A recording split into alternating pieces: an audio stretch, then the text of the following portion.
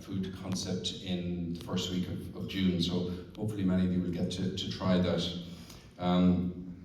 We toyed with the idea of what we were going to do in terms of the restaurant.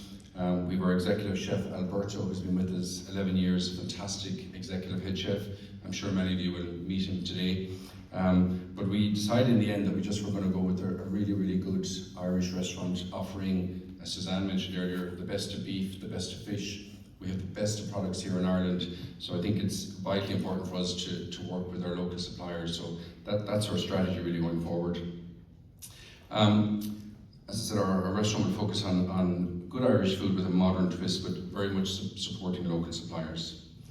As part of becoming members and this community of Good Food Ireland, when we were audited, we met the legend, of course, Tom O'Connell, and I've known Tom for many years, and I have to say, it reminded me when I sat down with Tom how knowledgeable and really a legend that he is, and he gave us great advice in terms of our membership and even the new restaurant. So we're so fortunate to have people like Tom who've been in the industry for years and are very happy to share their wisdom. Just as an aside, I met two guests last week, two ladies who've been coming to Ireland for, I think they said this was their 20th visit, and I was blown away at the fact that they've been to Ireland 20 times. I said to them, what is it that you love about Ireland? And they said, well, first of all, the people.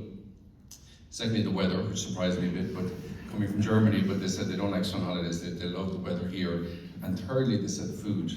And I said, oh, that's fantastic to hear in this. Yeah, we just feel over the last number of years in particular, Ireland's food has really improved. So it's sometimes when you just talk directly to guests and hear that, it has such a powerful impact.